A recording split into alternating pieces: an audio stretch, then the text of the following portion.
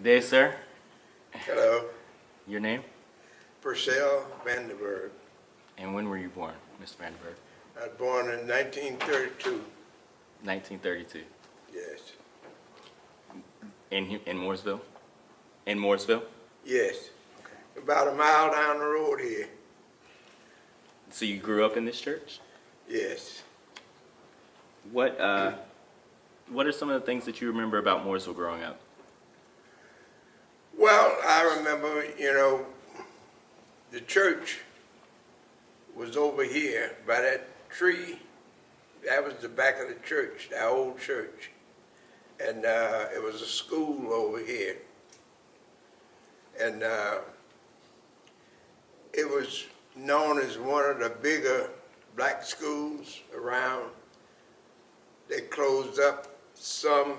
It was further out and moved their children into this school. Okay. So we had 3 rooms. And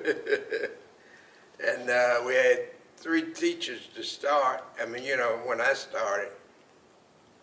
And we had a Reverend Henry. He was our principal. Then we had a Miss Smith. She used to teach the 3rd and 4th grade. We had a Miss Feemster. She taught the 1st and the 2nd grade. Reverend Henry, he had the 5th and the 6th. So my older brothers and sisters, they went to school here. And this was the only school that we knew. Brawley School was here, but we weren't allowed to go there. So we were, what you call it, sharecroppers. And like I say, we used to measure it. It was a mile down the road here. And I had 6 brothers and 5 sisters. And I was, next to the youngest. And all the rest of them, this was a school that they went to, Morris Chapel. And there are some pictures around, I don't know exactly who has them, but of the whole school, the teachers and everybody, back my older brothers and sisters was in it. And I guess, I finished school here because there wasn't any other school, that we could go to. And in Mooresville, they had a little school. They called it the Birdhouse.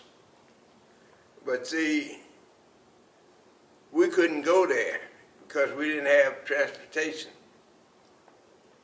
So when we finished school here, that was it. All right, give me 1 second. Let's stop the camera real quick. So you weren't able to go to the birdhouse. You stopped school at 6th grade. Right.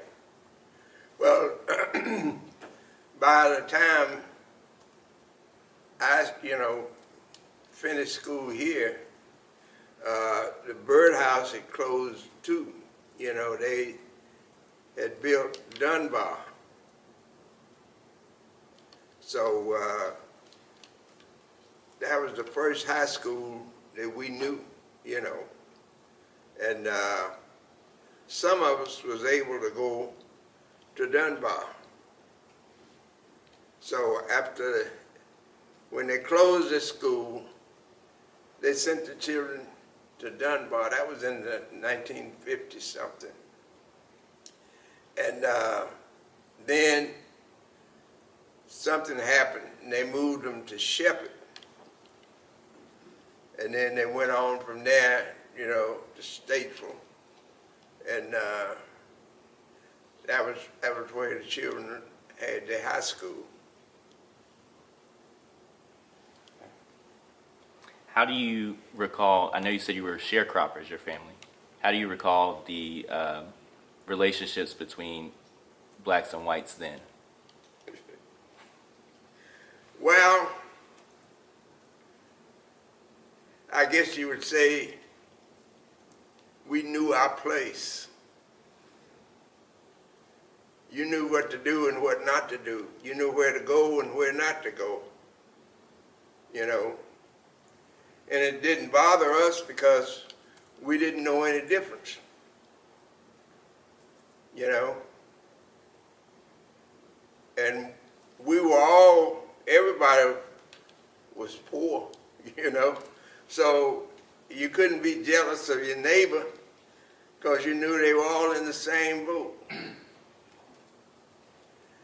Now, my dad, Jim Vanderburg, was the first black cab driver in Mooresville. He was driving cab when I was born.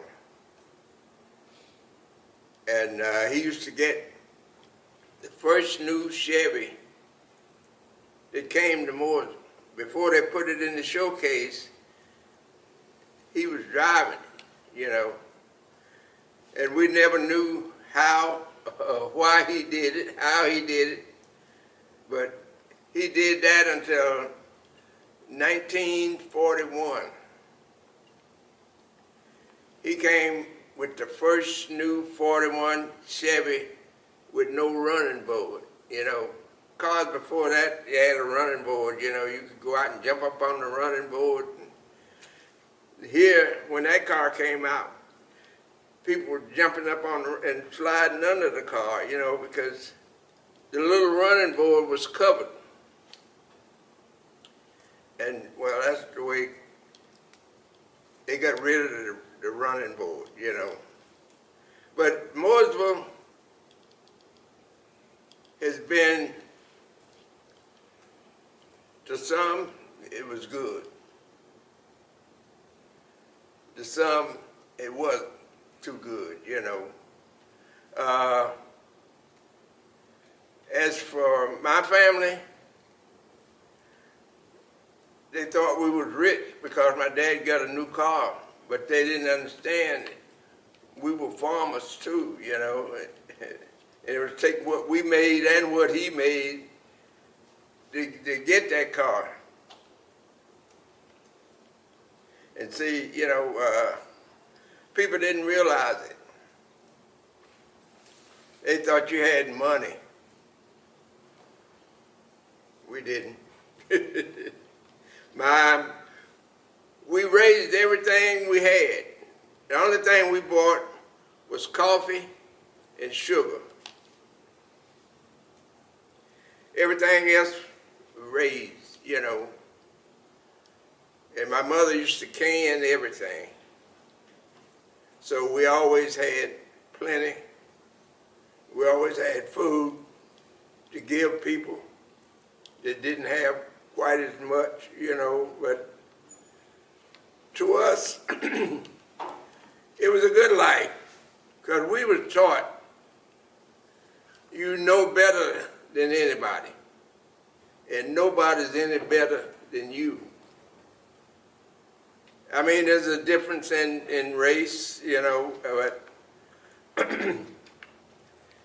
the way we were raised, everybody was good as everybody. You know, you treated a little different, but you didn't know nothing about it. You know, going to these places, we didn't care. I had a friend, a white friend, after I started working. And he told me something that I've always remembered. He said, you know, he said, I'd give anything that I own to be black for one weekend. What? I said, you gotta be kidding. He said, no, I'm for real. He said, you people go out on the weekend and you had the best time.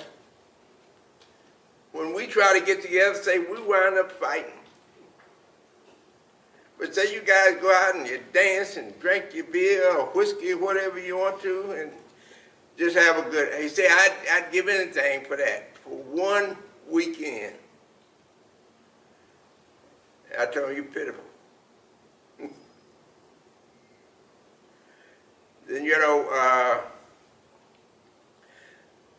I went in service. I was drafted in 1953.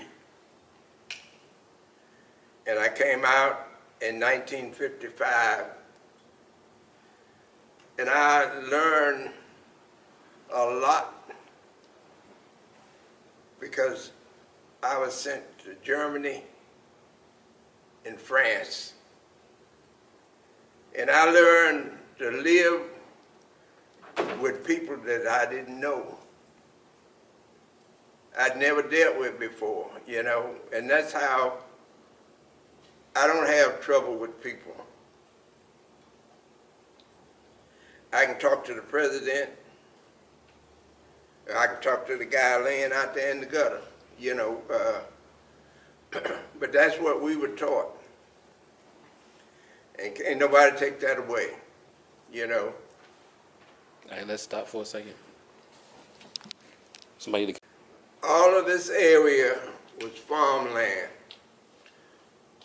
Over here was a big cotton field, all the way up.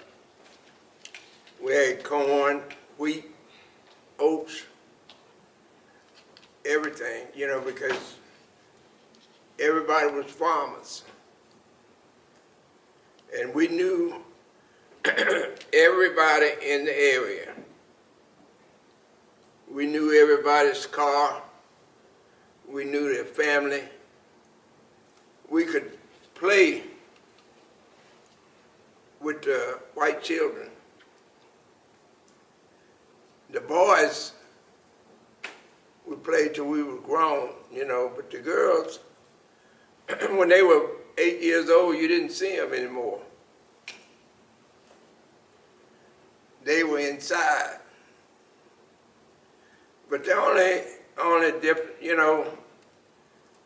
you couldn't find a job unless you was a cook or a cleaner. You couldn't go to a factory and get a job.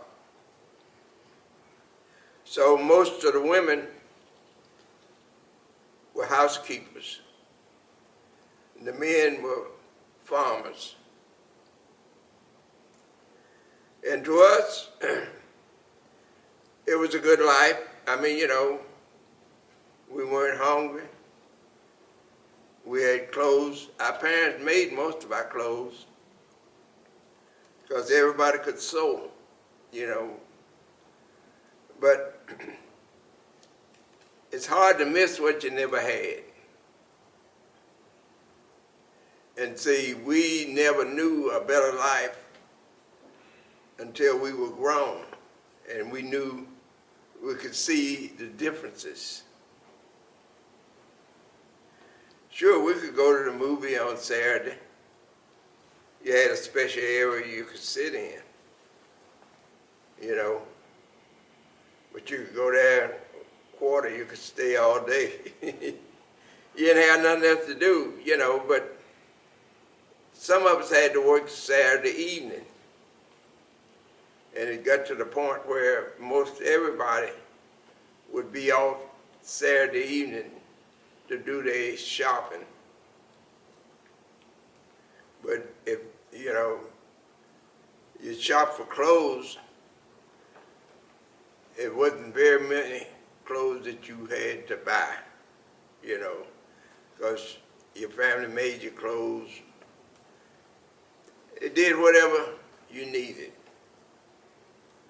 So, your family, my family, I can't speak for anybody else's family, but we were in, say, like a 2-room house, 10 of us. And you wonder how we did it, you know. But we did. And we learned to live with each other. We were taught if your brother or your sister needs something and you can help, you help. And that's one thing we try to teach our children, but it doesn't always work. We didn't have television. You didn't have no refrigerator, no air conditioning. We didn't even have electric lights for years. You had a little lamp. We were so glad when electric came down Broad School Road. It took years, because every little road to turn off, they had to go and do that road and then come back and come down Broadway. But see, we had an iceman. He came around once a week or sometime twice and bring you ice. If you were lucky enough to have an ice box, they call it. That was your refrigerator. You put your ice in that box. It lasts about a week if you get a big enough piece. But we didn't know any better. We got out there and sweat. You'd be out in the field and you'd see the heat dancing. But it didn't seem like it was as hot as it is now, you know, because you got used to it. You went barefoot when it got warm. Everybody just about was barefoot. September, you start getting shoes. But there were some nice people in this area. And there's still some nice people here. But the thing of it is, it was a lot of restrictions. Places you couldn't go. They didn't want you to talk to this person or that person. But it happened anyway, you know.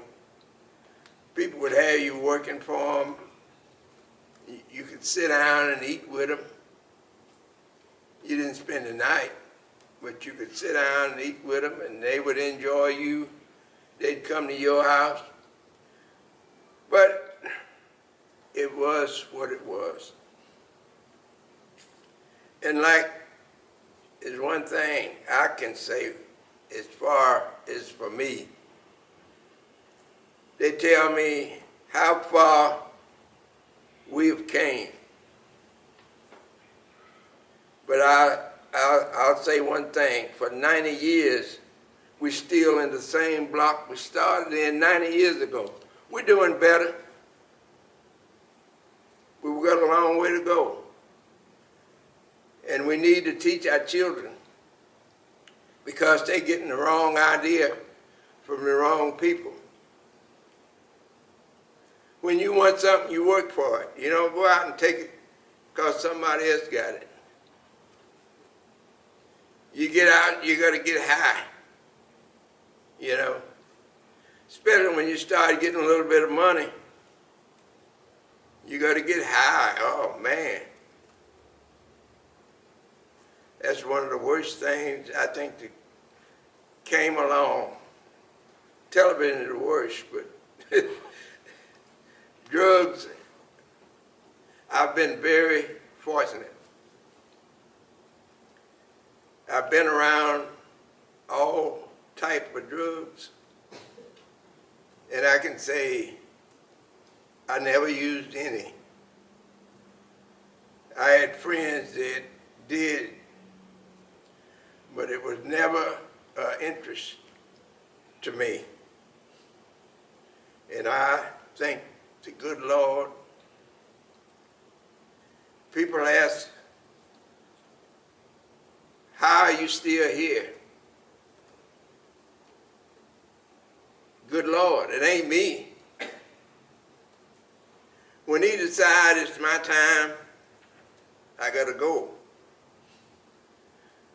I'm going to try, and I pray to him that he'll let me enjoy while I'm here, you know.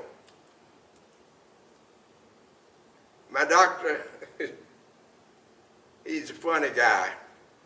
He told me a few years ago, he says, you know, Vanderburg, I'll tell you how you can live longer. He says, stay away from doctors. The last time I went to him, he says, I'm going to tell you the truth. He says, I can't do nothing for you. He says, you in better shape than most people. He says, and if you want to come back, you can come back. He said, but I can't do nothing for you. So what am I supposed to say? I say, you're the doctor. I mean, if it was up to me, I wouldn't have been here in the first place. But I come because he's helped me, you know. But you know, I hope and pray for Mars Chapel, because a lot of people that came through Mars Chapel went on to be good people, you know what I mean. My uncle was a doctor. He was born out here in Mayhew Town. My grandfather took him to Greensboro with a horse and wagon. They left out here on Wednesday. They got to Greensboro Sunday. Now they had to have food for themselves. They had to have food for the mules or whatever, you know, because you can't stop and go in no place and sleep. You got to sleep in the wagon. And his oldest son, Uncle Otha, was a doctor. His sister, Aunt Zettie, she was a school teacher. And she taught down at Huntersville. But my uncle was a doctor, and he moved to Tennessee. And eventually he moved on to Chicago, you know, but they, you know, they proved to me one thing, that you can make it if you try, you know. So my grandfather was the slave owner's son. So that's one reason. We're all different colors, you know. But he had two white brothers. They went to school. He couldn't go to school because he had black blood. And they taught him what he knew. When they came home from school, they would teach him what they learned. So that was the only education that he got. His wife, my grandmother, she was a slave.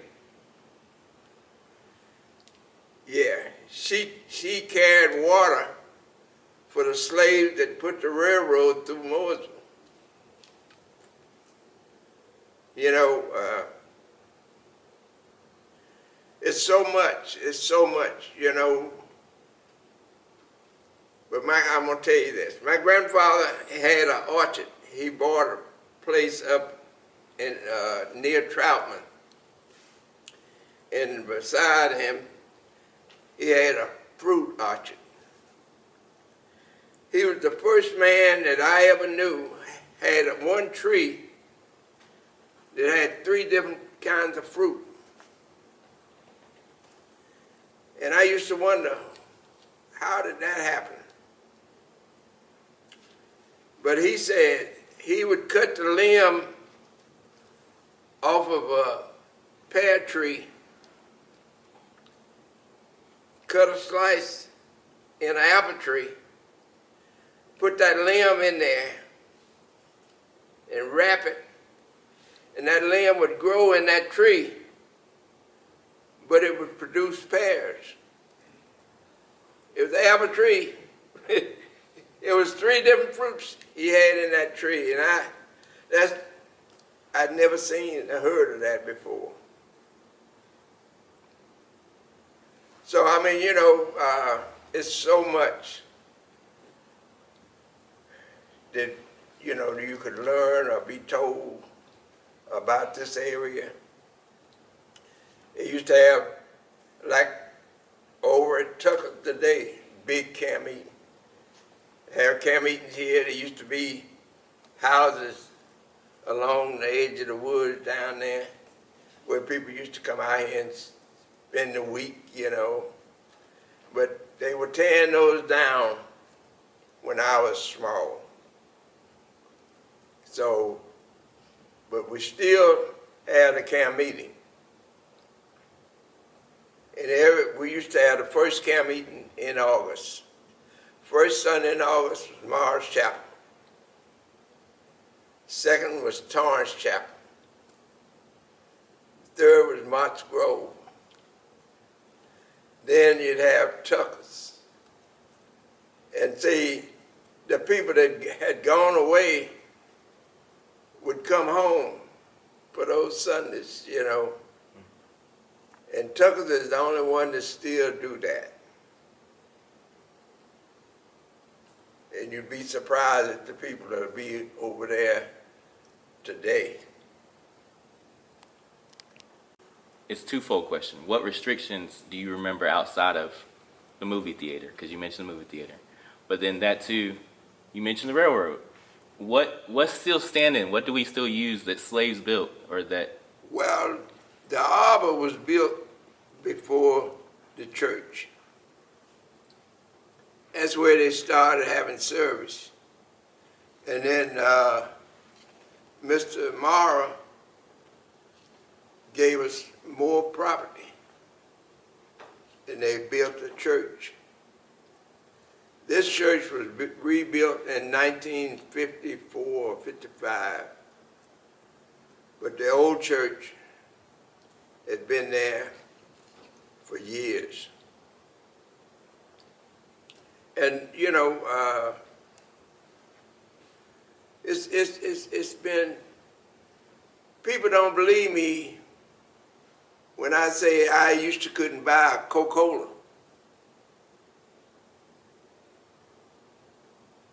The only way you got a Coca-Cola, a white man would buy it for it and give it to you. A black man couldn't buy Coca-Cola. I guess you say why? It had Coke in it. And you know, drugs make you crazy. So you wasn't allowed to drink Coke. You had a big old knee-high. And I forget the other big sodas you had, you know, but they was a nickel. You could drink all of them you want. You couldn't drink no Coca-Cola. And when I tell people that, they tell me I'm lying. But I can't go and ask somebody else because most of my friends are gone. I am the last person in my immediate family. And there was 12 of us. And they've all left but me. And believe it or not, people wonder when I'm gone. I want to stay as long as I can.